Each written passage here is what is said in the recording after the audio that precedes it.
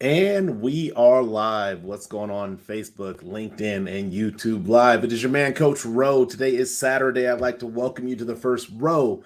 Since it is Saturday, we are on the second to the last segment in our Financial Matters series. Let's jump in. Today's topic is Funds for the Future Retirement 101. I always like to explain what I mean by my topic. So, really, this topic on financial matters for retirement is really about retirement, not just as um, a goal for the distant future, but how do we engage with that goal today in our lives where we're at right now. So I want to start off with a couple of falsehoods, some things as I was doing my research, and some things that kind of tripped me up in the process of planning for my own retirement. I wanted to start off with a couple of falsehoods when it comes to retirement before we get to the tips for retirement. Falsehood number one when it comes to retirement is I can live off of Social Security. So, this is a very interesting falsehood to me because for the longest time that I can remember for myself, I have been told that, hey, Social Security is not necessarily going to be around for you when it comes time for you to retire. And I've kind of taken that with a grain of salt. Just okay, it won't be here, whatever. And the fortunate thing for me is that as I've thought about taking that with a grain of salt, I've been able to say, okay, let's try to plan for retirement without an expectation of Social Security. Now, a lot of people don't even probably know like how Social Security works in the sense of how many units or I don't remember if it's called units or credits, but how many units you have to get or how many credits you have to get towards your working years in order to qualify for your benefits or your maximum benefit of Social Security. But that honestly is nor here nor there. The average Social Security benefit right now in America for a single person would be about $1,500 a month. I don't know about you, but just in that alone, our monthly expenses are more than $1,500 a month. So if I'm going to just use Social Security, I'm not sure how I'd be able to live off of Social Security if I'm negative every month. The other aspect of that is, let's say there's two of you in the house. Okay, great. You got two people, and you're going to say, let's say you're going to get on average $1,500 a piece. So now you're going to have about $3,000 a month from Social Security. The most For most Americans, their monthly benefits or monthly expenses are above $3,000 a month. But here's the challenging aspect of that. Even if your expenses are $3,000 a month, is that your Social Security benefits. If I have two people in the household, my wife and I, the Social Security benefits at 3,000. Once one of us passes away, we only get to keep the highest Social Security benefit. So if I have 1,200 and my wife has 1,800 and she passes away, I'm going to now have, instead of $3,000 a month, I'm going to have $1,800 a month. I'm going to be short $1,200, the portion that I used to bring into the table when there was two of us. And so the first falsehood to dispel is I can live off of Social Security. Social Security was never designed to be a retirement package. It was designed to subsidize retirement, but not to be the package. That's falsehood number one. Falsehood number two, when it comes to retirement, is I'll figure it out. Gosh, I don't know where to start with that. The I'll figure it out method. Let's just go to the statistics first, because I actually pulled a statistic from online. Um, as the aging population grows in the United States, what we are seeing is that there are a number like 25% of retirement age Americans, and we'll kind of talk about those definitions a little bit later, but retirement age Americans that are actually returning to work. There's like 25% right now. And the projection for the future, like within the next decade, by I think it was 2031, is that number of 25% will actually increase to about 31%. So what that tells me is the I'll figure it out methodology of retirement is not really working out to our our benefit in our latter years. The thing is it's not so much that that all people who are of retirement age are going back to work because they have to. Some people want to go to work. My mother-in-law, for instance, she doesn't really have to work, but she chooses to go to work. I think she just wants something to do. And so work is something that she's probably accustomed to doing. It's kind of ingrained in her routine after 40 years of working. So that's what she has opted to do. So not everybody in that 25 to 30% is going to work because they have to, but a lot of people in that percentage are going back to work because they have to. And you can go online and just search and read article after article after article after article after article of people who are returning to work because they have to, because other than that, they don't have a means to support themselves. But that I'll figure it out also falls into, and I talk about this in my book, how, our ability to measure things that are at a distance is really not that good. It's like not that good to be able to measure something. Like in the book, I talk about being able to measure a car that's in front of you and that it's slowed down. By the time you recognize that it's slowed down, you've hit the car. This is why they invented brake lights. Hey, warning, this car in front of you is slowing down. You might want to take your foot off the gas and maybe start hovering over the brake. That gives you an indication that something takes place with the car in front of you. Now, in retirement, there's not a whole lot of brake lights that say warning, you're not doing the activities necessary for retirement, and you're speeding up towards this wall where you're going to either want to retire, or you're going to need to retire, you're going to have to retire, and you're not preparing adequately. And so what happens is for a lot of us, we slam into that wall, and you can look at the statistics to be able to see that about 50% of American families have zero retirement savings. Zero.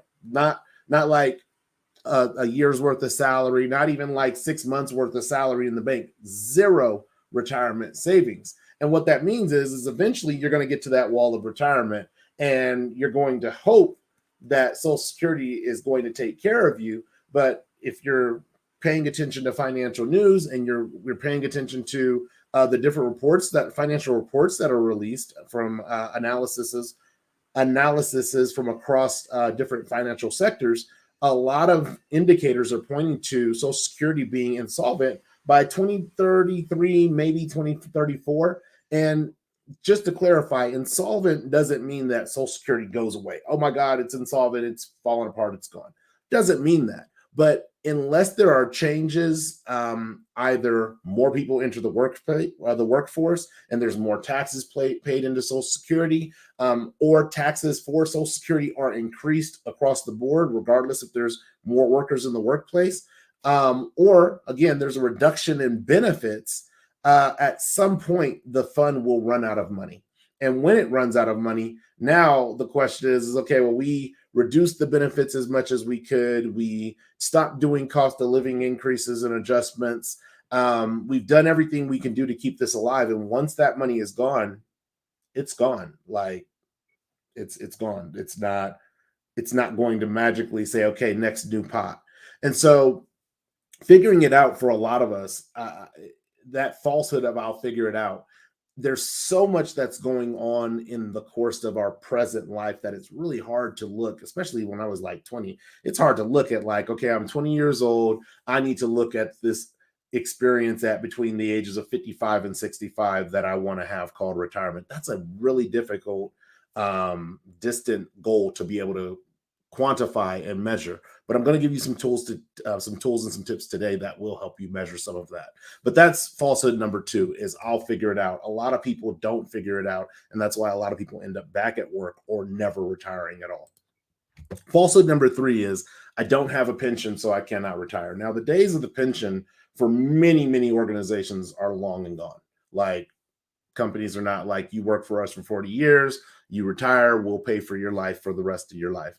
A lot of companies have moved away from pensions, and they're using things like 401ks or other financial vehicles or retirement vehicles for their employees. But I do not have a pension, so I cannot retire is really a falsehood. And the reason it's a falsehood is because it kind of falls into that figure it out mentality. Well, I don't have a pension. I'll figure it out eventually. But a pension is not necessarily your only means of retirement. When you don't have a pension, what it does mean is that you have to become extremely intentional about your financial future, not your financial present, your financial future. We already went over budgeting and all that stuff. So that's your present. But your financial future, if you're not intentional about it, it's not going to miraculously mold and shape itself. A lot of our spending behaviors and habits are established with the income that we make today. And so if I make $100,000 today, my lifestyle for a lot of Americans becomes $100,000 lifestyle. And I spend maybe 80 to 90% of that income after taxes, right? um, and and it's interesting because you see this, you know this is true because of the amount of Americans that are living from paycheck to paycheck. Paycheck to paycheck is not simply a poverty issue. It's an issue for people who make well above the poverty levels. It's because of spending habits. And so not having a pension doesn't mean you can't retire. What it means is you have to become extremely intentional about how you are planning for your future. And we'll talk about that again in a little bit in today's tips for retirement on the first row. The other opposite side of that and the falsehood is I have a pension, so I'll be able to retire.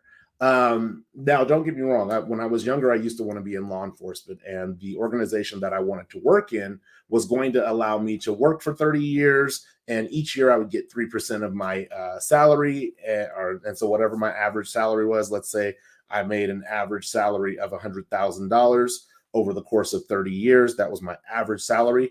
I would be able to retire at, I believe, 90% of my salary. So that means in my retirement, I would be able to get $90,000 a year. It's awesome. That's amazing. I would like that. That's a great retirement package. But not all pensions are set up like that.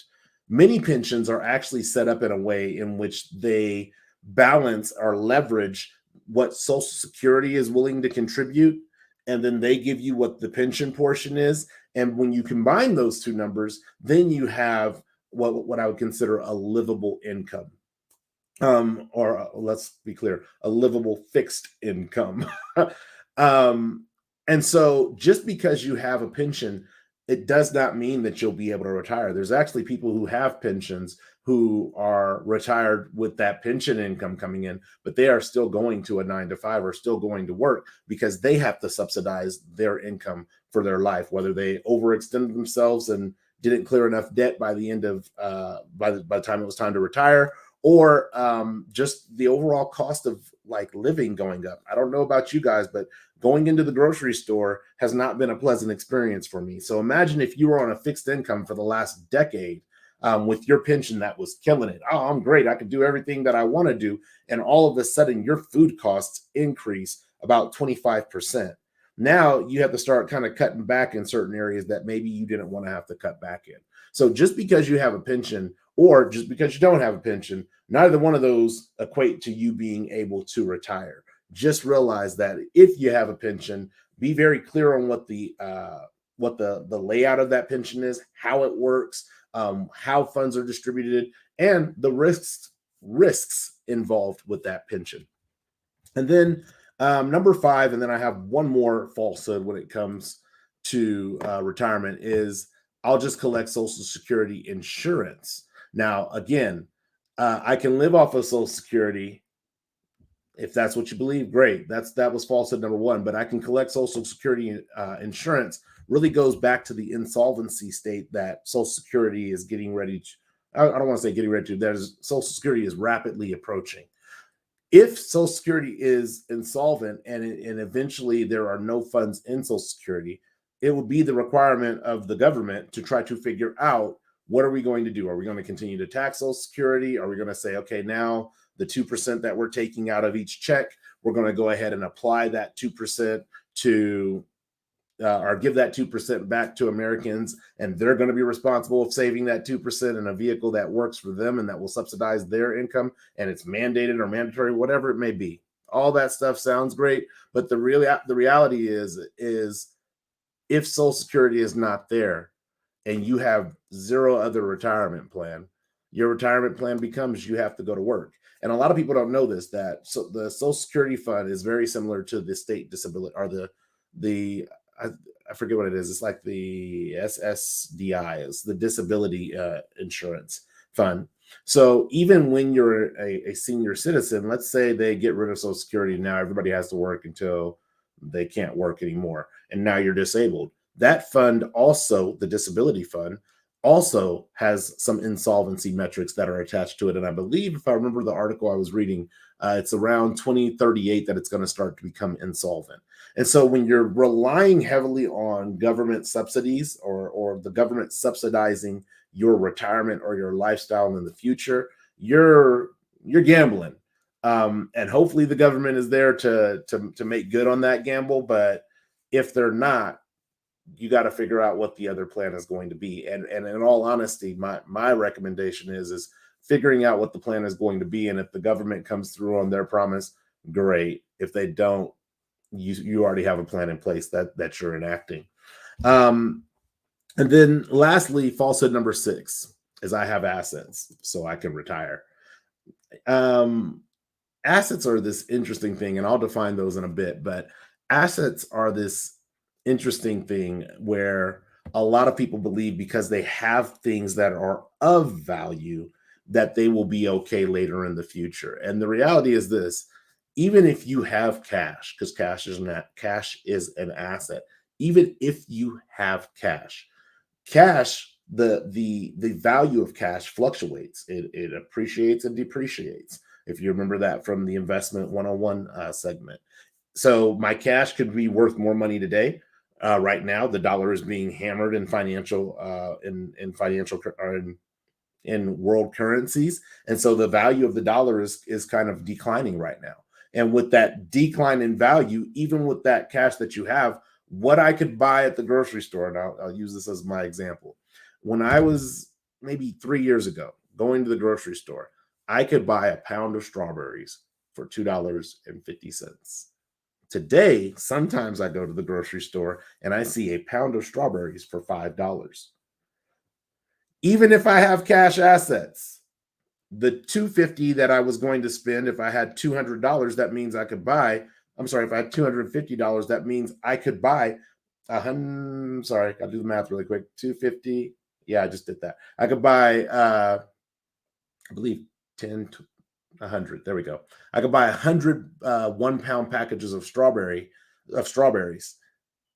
3 years ago. Today, my $250, I can only buy 50 packs of strawberries. So just because you have an asset does not mean that you're going to be in some magical space where you can retire. One of the things for us, for instance, my wife and I, we own rental properties. And with one of our rental properties, it was like, okay, how can we today focus on making this asset produce its maximum cash flow by the time we're ready to retire? And our retirement, we're trying to retire in the next, for myself, like the next 13 years is what I'm trying to retire. And so one of the things that we did is our real estate that we have, one of our properties, it cash flows today. Like if we wanted to, we could have income coming in from that property today. But instead of taking the income from the property today, what we do is we pour that income right back into the property. And so we spend on our mortgage on our rental property an additional $425 every month, which is our cash flow amount, back into that rental property. The reason we do this is because instead of paying the house off in 30 years, we're actually going to be able to pay it off in 15. Even though we have a 30-year mortgage, we're going to pay it off in 15. And the purpose of that is because we don't want to just say, oh, well, we have this real estate asset and it's giving us $400 a month, because we realize, like I just said, with the cost of inflation or the cost of living going up, that $400 a month may not be what it is today in 15 years. And so we're trying to maximize the cash flow by getting rid of the loan. And then the only thing we have to deal with are repairs and property taxes, making sure our tenants pay and take care of our property. That's it. Really, that's all we have to take care of. And so just because you have an asset doesn't mean that you're going to be in a position to retire. Now, it doesn't mean that even with our strategy that things can't go awry and be like, oh man, that all fell apart. We got to fix all that. And now retirement has to look different. Doesn't mean that. But it's very clear, be very clear that when you have an asset, in order to reap financial income from that asset, you got to do one of two things, or it has to do one of two things. Three things I'm going to add. Number one, it either has to have value. That's one. And values change. Think about how much in 2008, the prices of homes were astronomically high. And then they dove like at least 50%. I can't remember the numbers that they dove, but they dove quite a bit. And then they climbed back up, and that's natural, the natural nature of the market. And then an asset has to have value. You have to have access to the value. So if it's a piece of property and all your money is tied up in it, like let's say, again, we have a rental property and all the money that comes in from the rental property has to go back into the rental property to pay the mortgage, then yeah, you have an asset on paper, but the only way you're going to extract money out of it or income out of it is if you sell it. And once you sell it, now you don't have the asset and you have a fixed finite amount of money that you have to figure out how to grow through other ways of interests and investments. And then the third part about an asset is, again, it's if it's a cash locked asset, your asset is just, let's just be honest, it's just numbers on paper. And numbers on paper, unfortunately, do not pay bills. They don't pay bills. Numbers on paper just tell you what you have. Great, I have access to up to $1 million if I sell everything. And then when I pay everything off, I'm probably going to have $300,000. And now once I pay everything off and I have $300,000 cash, what am I going to do? Because even if I lived off of $30,000 a year with $300,000 in cash, that's only 10 years of income. And after year 10, as a lot of Americans are finding, they find themselves back at work because they have exhausted their retirement resources. So those are the falsehoods that I wanted to get out of the way really quickly. And with that, as always, I like to kind of get clear on definitions of things before I jump into the tips and the tools. But let me bring up my screen here. Hopefully you can see it. Very first thing I want to define is retirement. Retirement is our ability to financially maintain our financial quality of life without having to work to generate income. This is what I mean. Every time you hear me say retirement, this is exactly what I mean. Basically, I don't want to go to work and I don't have to go to work and I still get to live the quality of life that I want to live. That is retirement. Now, in the United States, the average retirement age in the US, it begins at around 62. That's the beginning of the retirement age. And I'm putting these percentages here. These are the percentages of Social Security that you would get depending upon when you retire. So if you retire currently at age 62, you would get 70% of your Social Security benefits. If you retire at 67, you would get 100% of your benefits. And if you retire at 70, you would get 124% of your Social Security benefits. So if let's say Social Security is in place and it's rocking and rolling, we figure it out and it's doing great, right? If you set up a retirement plan that is relying upon Social Security, it is to your benefit to work until you're 70 years old so that you can get the most income that you can for your retirement. I'm be honest, I don't want to work until I'm 70 years old. I have no desire to work till 70. I have no desire to work till 60. But that would be the strategy, and that would be a great strategy if that works for you. But imagine this, and this is where cost of living comes into retirement. Imagine you have set up your retirement to where you can retire at 60. You can retire at 60 based on your own retirement strategy. And from 60 to 70, you don't have to pull your Social Security. Now at 70 years old, you can pull 124% of your Social Security benefit and add that to the retirement income that you had in place previously. That's the difference. Now, here's one of the sad things, or one of the sad statistics, is that the average lifespan in the US, the average expectancy of life is 78 years. If you retire, if you're working and you're waiting for Social Security, you're going to retire at age 70, and your average life expectancy is 8 more years of life. Now, here's where it gets bad for me, because I also broke those metrics down between men and women. Men, our average life expectancy is 73 years old. That doesn't mean we don't live beyond it. In my family, the men live until about 88 years of age, and then they kind of like begin to start falling off at 88. But on average, if I'm a man in America and I'm working until 70, that means I get to enjoy 3 years of my life without having to work to provide for myself and my family. And that's not a lot of time. That's actually a bum deal. I'm gonna be honest. That's a bum deal when it comes to, if I've been working since I was 20, and now here I am. I'm 50 years. I'm 50 years of work down the road, and I'm going to get a 3 year break before I'm out of here. Not interested in that. And in all honesty, at 70, we're not as active or agile as we typically are in our earlier years. Some people are. Some people be killing it, but not a lot of us. So there's that. And then for women, their average expectancy is 79 years. So they're going to have approximately, if you retire at 70, you're going to have approximately 9 years, which is 3 times the amount of time that we're going to have as men on average. But you're going to have approximately 9 years of being able to work without having, being able to provide your quality of life to yourself without having to work. Another definition that is important is assets. And again, assets are what an asset is. Doesn't matter what kind of asset it is. I'll tell you a couple of types, but no matter what the asset is, it's property that is owned by a person or a company, if you own a business, regarded as having value and available to meet debts and expenses. Let me be very clear on the difference between debts. Our debts would be something like a credit card. Let's say in retirement, we're still charging up a credit card because we haven't learned our lesson, right? So we're still charging up debts, or we have loans that have to be paid off. Those are debts.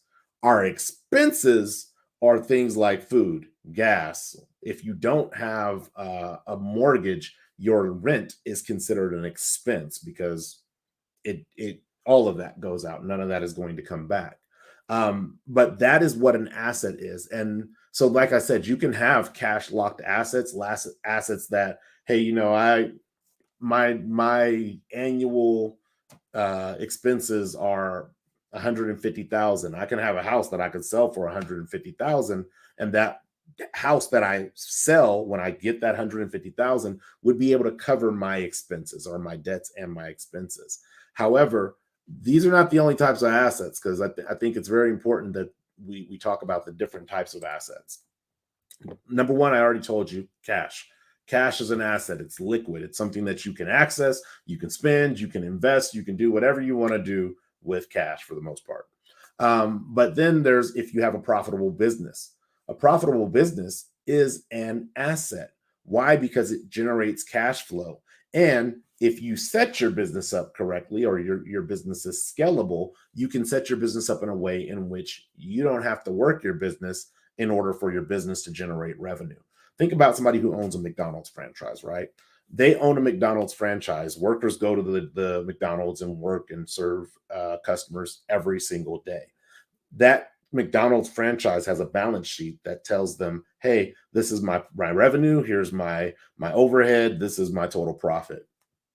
The person who owns that McDonald's, maybe they work in the beginning, maybe they work there in the beginning, but at the end, they may not work there, and that McDonald's will still be open and running because it's a scalable business. So a profitable business can be an asset.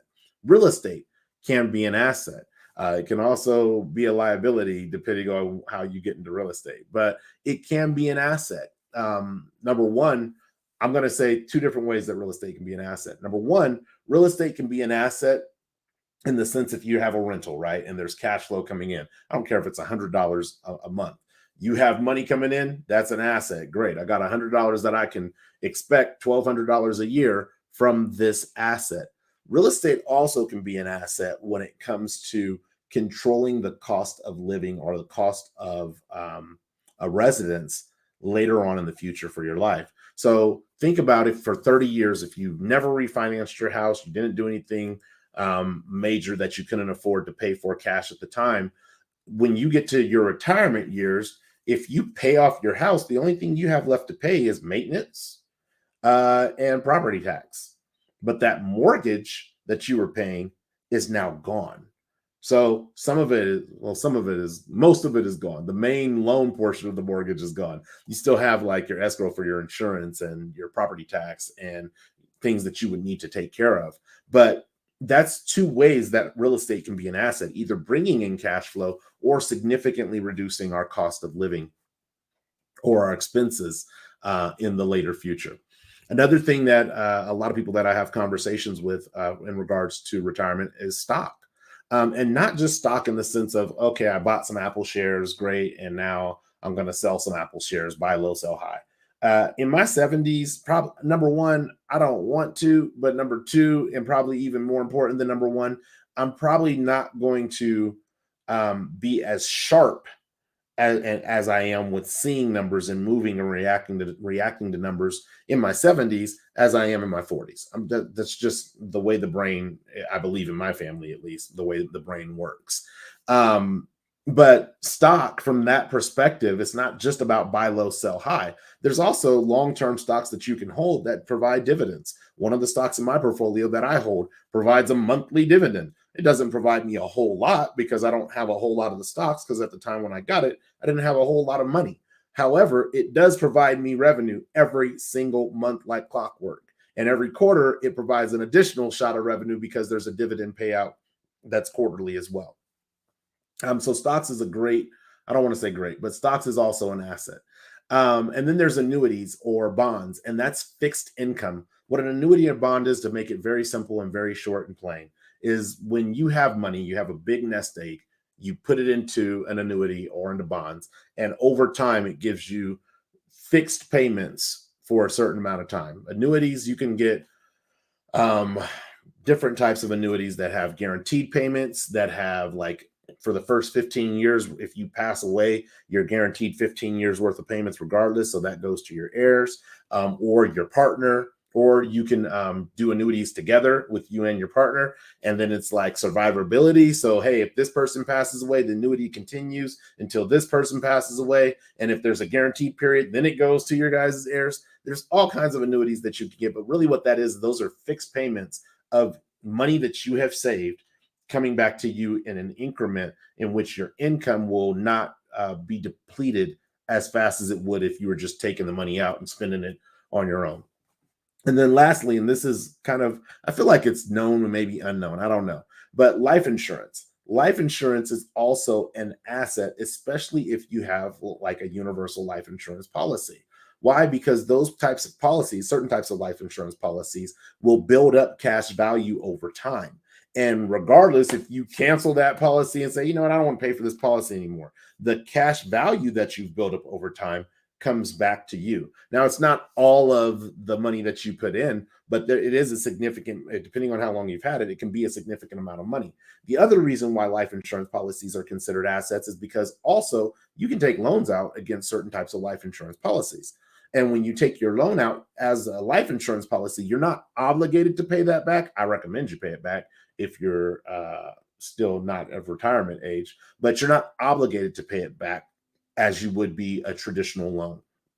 So those are a couple of the different asset categories that I think it was important to share with you guys. I'm going to pull this down for now and jump into these tools, because I hope that's what you're here for, these tools. So when it comes to funds to the future and retirement 101, I'm always thinking about what's the most important tool when it comes to retirement. The most important tool when it came to retirement for me in this particular case or tip was know your numbers. Again, this goes right back to I'll figure it out.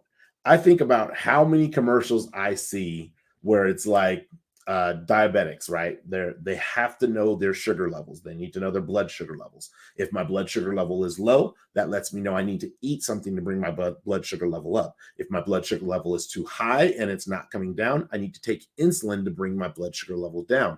But diabetics need to know their numbers and need to monitor their blood sugar levels in order to make the correct adjustments for their own health. Our retirement is no different. If we don't know the numbers, if we don't know our own numbers, then how are we ever going to know if we need to add more to the savings pot Or maybe we're adding too much to the savings pot, which is kind of hard to do in retirement, but maybe you're adding too much in the savings pot and you're not living uh, the life, you're like sacrificing the life that you want to live now. And you may not necessarily have to sacrifice as much as you're sacrificing. So the retirement equation is very, very simple.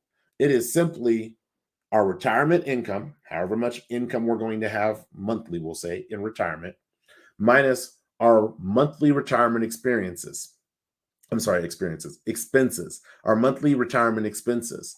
If you take your retirement income and you subtract your monthly retirement expenses, it's going to lead you to a number. That number is either going to be positive or that number is going to be negative. And if you wait to do this calculation until you're retired, let me tell you what the outcome of those positives and negatives are. If you wait to do this calculation until you're retired and your number is positive, you get to continue to be retired, should you choose to be, if you want to be. If you do this calculation and you're retired and your number is negative, it means in some way, shape, or form, you have to go back to work. It may not be like 9 to 5 work.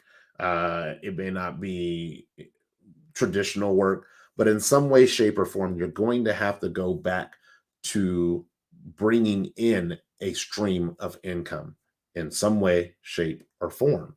And so knowing your numbers, what it is, it's not just knowing your income number, it's also knowing your expenses number. In our current budget, like our current today budget, our current household budget is about a little over $5,000 a month.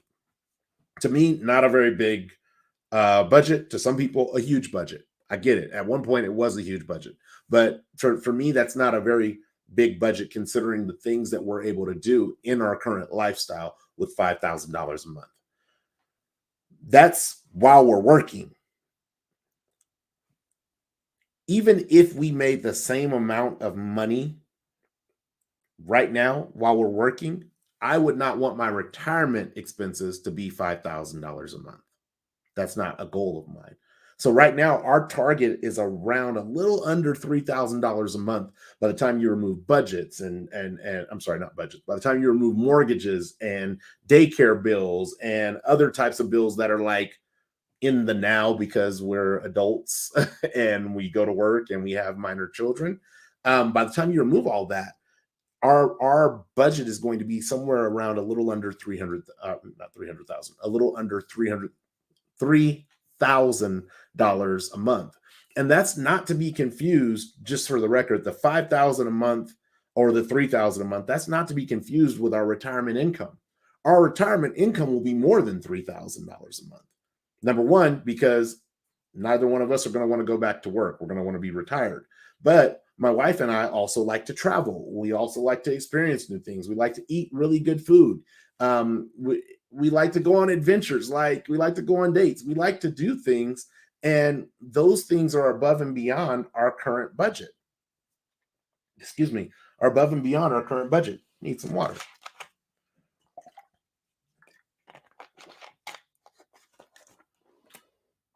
Thank you. And so our retirement income, we already know has to supersede the $3,000 mark. Now, if we just wanted to like sit here at the house, chill and do nothing, like not be able to see family, not be able to go on trips and stuff like that, then great. All we got to do is figure out how to bring in $3,000 a month and we can do that. But that's not the life that either one of us want to live. And because that's not the life that either one of us want to live, it's very important for us to know what our numbers are and understand what our retirement income is, or what our retirement income will be. And so we have annual meetings where we talk about our financial strategies, what we're trying to work towards. One of the things that I love, and we'll talk about learning more about retirement vehicles later. But one of the things that I love that my wife does is every year when they host, it's like an informative workshop at her job regarding pension and 401k and all those things. She actually attends those so that she's fully informed of what's coming down the road, not waiting until it's like, okay, well, next year I'm supposed to retire, so let's see what that's supposed to look like. The other thing is there's different strategies there's tons of strategies, like hundreds of strategies that you can use when it comes to retiring. But I did want to share a couple of those strategies with you. The very first one that I came up or came across. It's not one that I particularly use, but it is as a strategy that is used when it comes to retirement methodologies. It's basically safe withdrawal rate, and what a safe withdrawal rate is you can have a certain amount of money, and I have an example here, but you can have a certain amount of money, and over once you reach retirement age, you can start pulling from that money a certain percent of that money every year, and it will keep that money kind of lasting. I think anywhere from 25 to, if you're at 2%, I think it's around like 50 years that money can last you. And it's a safe withdrawal rate. It's a specific percentage of every year you're pulling from your nest egg. Now, here's the thing: if I have $1 million, right, and that's a pretty big number to get to for a lot of people trying to save $1 million over the course of your working year. If I have $1 million over the course of my working years, and I'm pulling a safe withdrawal rate of $40,000, it's probably going to last me. I think it was around 20 to 25 years that money would last me at 4%. But I'm only bringing in 40,000 a year. So just mathematically on the 40,000 a year, that's like, where we at? 40. I need 3,000. So that's 36. That's 36,000 that I need a year. I'm going to have $4,000 more than what I need, or than what my personal number is. But then when you start going down, if I do 3%, which is what's currently being recommended based on this methodology, if I do 3%, now I'm in a place where I'm only getting $30,000 a year in income from that safe withdrawal rate. Excuse me, my money will go a little bit further. However, I'm short $6,000. And the reason this 3% is being recommended is because it's taking into account the cost of living that is taking place in inflation right now, or the hyperinflation that's taking place right now. And then if I have 2%, now I'm at $20,000 a year. I'm still $16,000 short from my 36,000 that I personally need for my own retirement, or that we personally need for our retirement expenses. So that's the first methodology that that I wanted to share. The second one is the decades milestones, I call it. And this is basically when you set a goal of saving 10 times your actual annual salary, or your average annual salary, by the age of 67. Now, this is a great, I'm not even going to lie, this is a great strategy if you are disciplined at a very young age. If you're disciplined at a very young age. If you're not disciplined at a very young age, it's an extremely difficult strategy, because if you start this at 40 and you're supposed to have 3 times of your average salary over the course of the last 20 years saved, it's going to be really hard to try to figure that out if you haven't saved a dollar. So there's this strategy, and in this example, I used a $50,000 a year strategy. By age 30, you're supposed to have 1 times your salary, so $50,000 saved for retirement. By age 40, 3 times, $150,000. By age 50, 6 times, $300,000. By age 60, 8 times, $400,000 saved if you had an average $50,000 salary. And by age 67, that's 10 times your salary, $500,000. Now, remember, we were just talking about the example of then trying to take that nest egg of $500,000 and doing a safe withdrawal rate. Well, we were at $40,000 for 4%. $500,000 is half of a million. So even at 4%, we would only be at that $20,000 rate, and it would go down from there. So this is another methodology that you can use, just kind of measuring where you're at. Again, remember I said part of the problem is we try to figure it out, but we don't really try to figure it out. And so we can't see retirement because it's so far away. But by having milestones in place to at least see where you're at with your retirement nest egg, that will help you say, hey, look, I'm at year 50, I'm on 50 years, and I only have 1 time my salary saved. That you got some work to do, and a lot of that is probably going to come, unfortunately, in the reduction of the and I don't want to say this in this regard, but I'm going to say it anyway, reduction in the quality of your lifestyle in order to save for a future quality of lifestyle that you want to have. So that's the other one, is the decades and milestones. And then the other, this one is the one that I personally use and we use in our household, is the income percentage, a set amount of retirement savings for all income. That's all the income percentage is. In the example that I'm sharing, I used a 15%. I actually save 25% and actually closer to 28% of my income. But I had to do that. Why? Because just like with the decade thing, when you look and you see the number isn't where it's supposed to be, you have to become a little more aggressive. So instead of being able to take trips because I could save 15% and be okay, I had to save about 13 more percent in order to be where I want to be and not have to go back to work. But in this example, the time is your ally, because the longer that you are saving 15% of your income, the more money that you're going to have saved. So in 40 years, if I've had an average salary, 40 years of work, I should be very specific, 40 years of work, if I have had an average salary of $50,000 and I've consistently saved 15% of my income, I'll have about $300,000. If I've been inconsistent, I'll have less than that. And that's if I started at 20. So that's from like age 20 to age 60, and the average income being $50,000. Now, start at age 30, but then I got to work till 70, and I'm not interested in working till 70. But if you want to do that, knock yourself out. And 30 years of work. So let's say age 30 to age 60, I can save 15% on that average 50K salary and have $225,000. Going then to if I really just like I didn't really save a lot, or I was irresponsible with my money, or maybe my family made the decision that, hey, we're not going to put me in the workplace because it's more advantageous to have me in the home. Whatever that situation may be, if I'm only going to work 20 years and I'm only going to have an average salary of $50,000, that 15% is only $150,000. And that's if I hit age 60. So I might end up working till 70 to get to the $225,000, which is $75,000 more. But, based on that life expectancy in the US, as a man, I don't want to just be here for 30,000. Like $75,000 is not worth 10 more years of my life, knowing that I could pass away 3 years after that. I'd rather give you $7,500 a year to live 10 more years than I would work for 10 more years and put all that wear and tear on my body and then check out 3 years later. What's going on, Brother Bruce?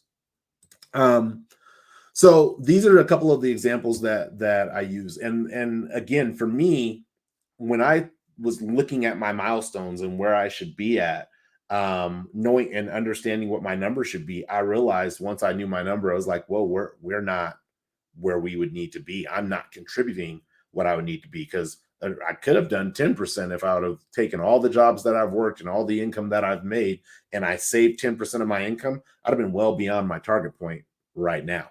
But because I didn't do that, and I didn't do 15%, and then I had 401ks and I cashed them out and all these other different things that I've done to undermine my retirement because it wasn't right now, my number has to be a lot higher. And this is the number that I use, and I'm constantly adjusting this number, looking at not only how much income that I'm making, I'm looking at my timelines and saying, hey, do I want to add a little bit more? Whenever I get raises, I actually add a little bit more. And that's how I was able to cheat to get up to where I am now, adding a little bit more when I get a little bit more, versus saying, oh, I got a 2% raise. Great. Now I can go and ball out buying all these things that I want and taking these trips that I want to take.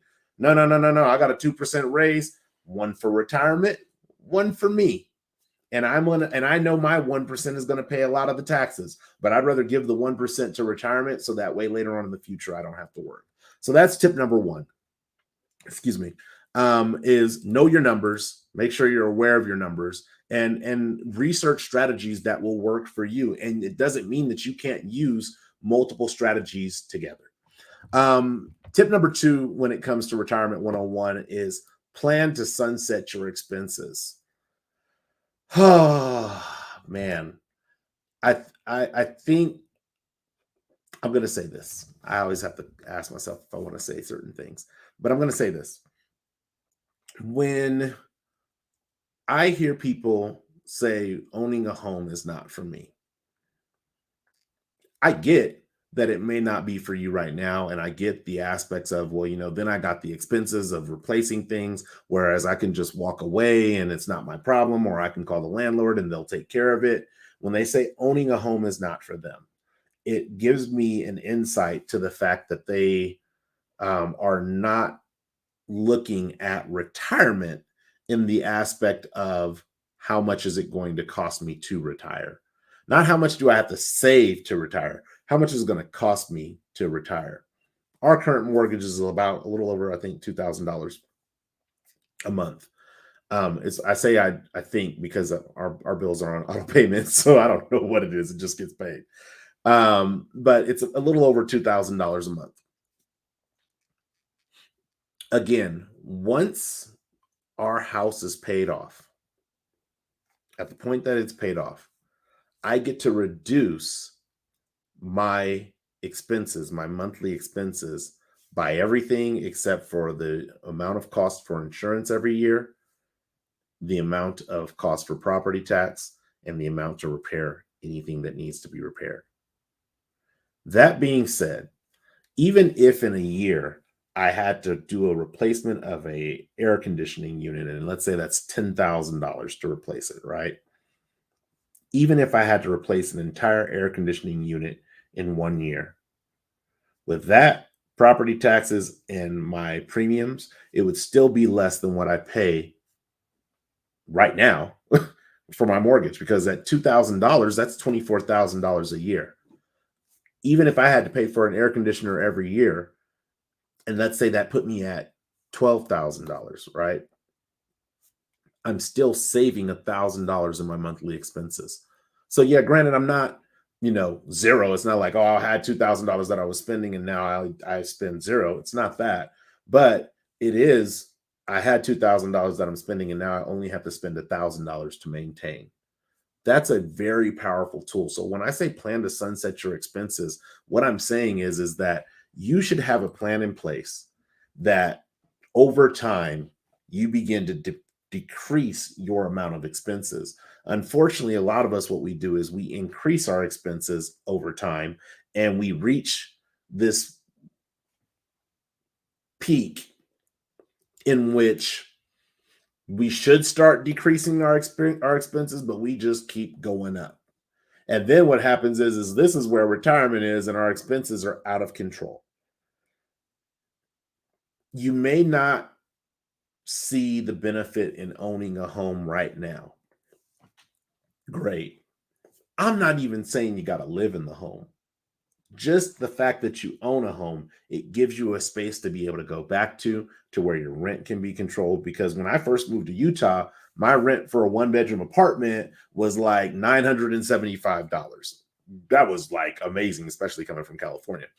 But now that same apartment is like $1,200, and I've only been here for 5 going on 6 years. That same apartment is like 12, 14, actually, sorry, it's $1,400. For that same apartment that was $975. You're not going to be able to sunset expenses if every year somebody's increasing your cost of living. We don't have any control over groceries. We don't have any control over rent if we have a landlord. We don't have any control over like costs of goods and services, but we do have control over our mortgage if we're paying off our mortgage. Now, if you're refinancing, pulling cash out, you don't have control either, because your expenses are going to keep going up there as well. But that's very important, is that you plan to sunset your expenses in a way. Oops, I just now realized, I apologize, I still had that up. You plan to sunset your expenses in a way that over time it costs you less to live the quality of lifestyle that you're living today. That's why knowing your number is important, because once you know your number, even if you just know your retirement income number and you don't know your expenses number yet, knowing your retirement income says, hey, this is the pot that I have. So then you can start looking at expenses and say, what can I check off this list that I don't want to pay when I'm in retirement? You know what? I don't want to spend $500 a month on food. Well, being that it's just my wife and I, we won't have to. When you have a teenager in your house, you do have to. That's just kind of how that works. But having a plan in place to sunset your expenses will help you when it comes to retirement. The other tip that I want to share is learn about retirement vehicles. Again, I've told you my wife goes to workshops all the time in regards to her retirement package that she has at her employer. I think that that's phenomenal. I'm constantly reading articles on my retirement. I'm constantly looking at how my benefits work. If I started a new organization or I'm at the same organization, things sometimes change. Sometimes benefits packages change, and it's important to be informed about your retirement. I'm going to go over this really quick because I just now seen the time and we are blazing through this hour. But I want to go over this really quick. Different types of retirement vehicles. First type, 401k. If you work for a private employer, and even if you work for a public employer, you probably have access to a 401k. Take advantage of your company's 401k matching. I missed out on this for like 15 years of my working life. Like, even if I did take advantage of it, when I left the organization, I take the money and like, okay, give me my cash. I'm gonna use this money to do what I want to do with. And then I ball out for like 2 weeks, and then I'd be at zero for retirement in the future and have to make sure I had another job. But 401k, take advantage of that and at least do your matching contribution that the company is willing to match. And if you can't start off at that, have that as a goal that you're working to, because that's literally, I give you $1, I give you 50 cents. You give me $1, I give you 50 cents. That's a 50% rate of return. You give me $1, I give you $1. That's a 100% rate of return. If they match 2%, give them 2%. If they match 5%, give them 5. If they match 10%, I don't think that's legal, but if it is, if they match 10%, give them 10%. Whatever they match, be willing to give that, because you are basically putting whatever that match is, if it's 50 cents or $1, you're putting that into your retirement future with your money. The process that I use with my 401k is I will always, wherever I work, will put the maximum that they will match into my 401k, because I do realize that the 401k is going to be taxed later on when I pull the money out. So I'll put the max that they're willing to match. And then after that, I start saving my money in other vehicles in which I can have access to the cash to invest as I see fit. So if I want to buy a piece of property that comes available, I have that cash on hand so I can actually do that. That's why I said I save a little bit, like 25 to 28% of my income. My company matches a certain amount. Great. Let's say it's 5%. They match 5%. I put in 5%. I still have 20% of my money that I'm saving in other places that I have access to, that I can get without being penalized. Another vehicle is the Roth and traditional IRAs. Really, I think one of the benefits about this is that it's available at 59 and a half.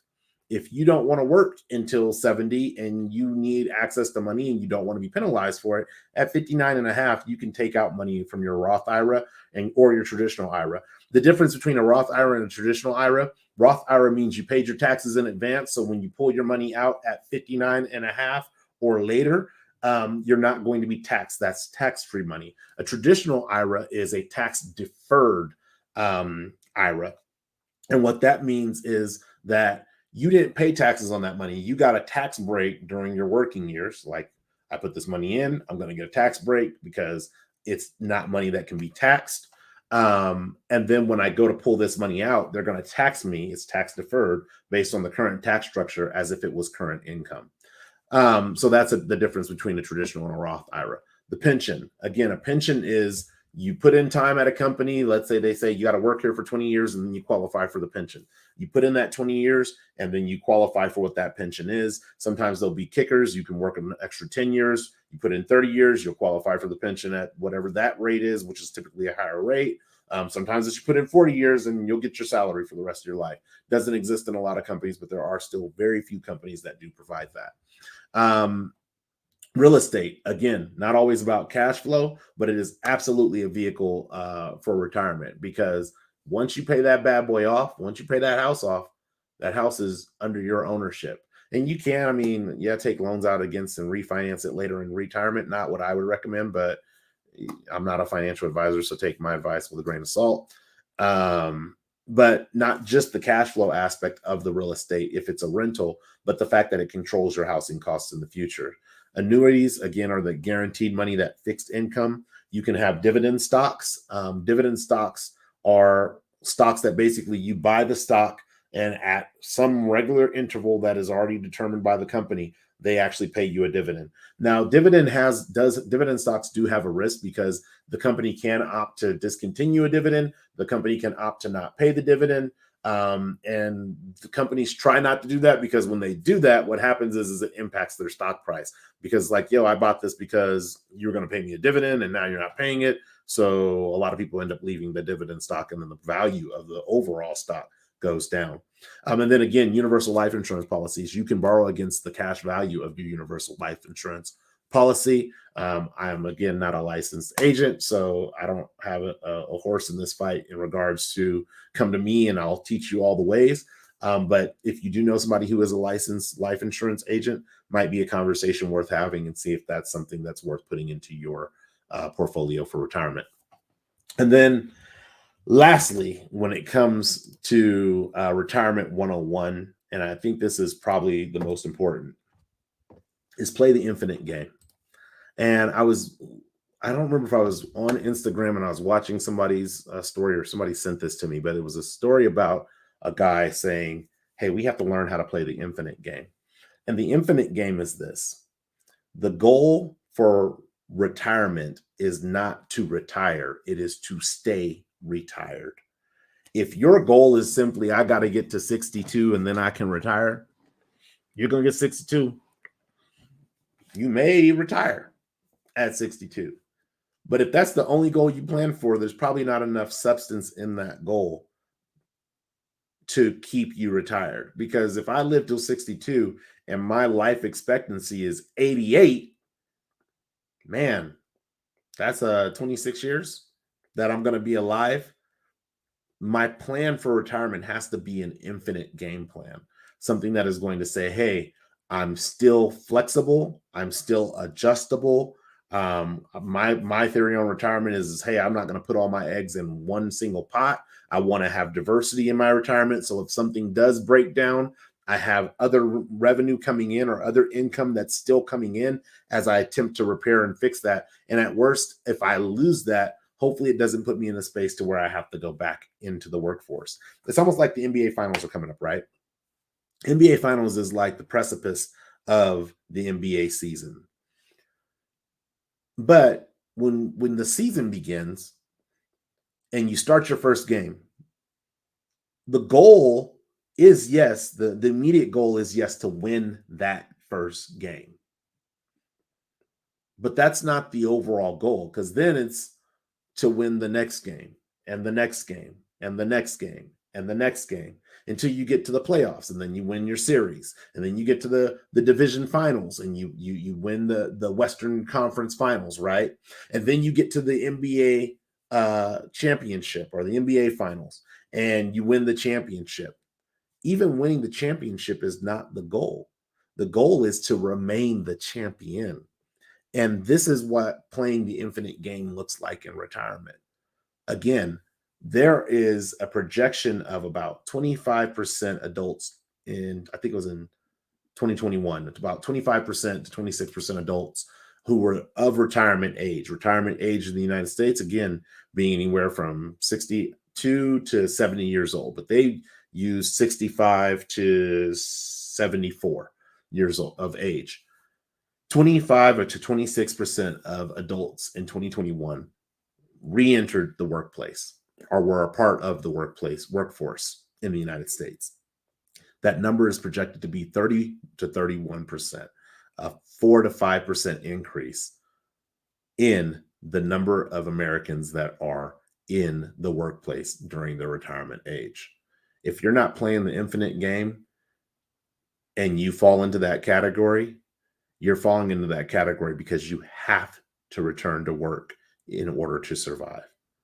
Now, if you want to go to work and that's what you like to do, hats off to you.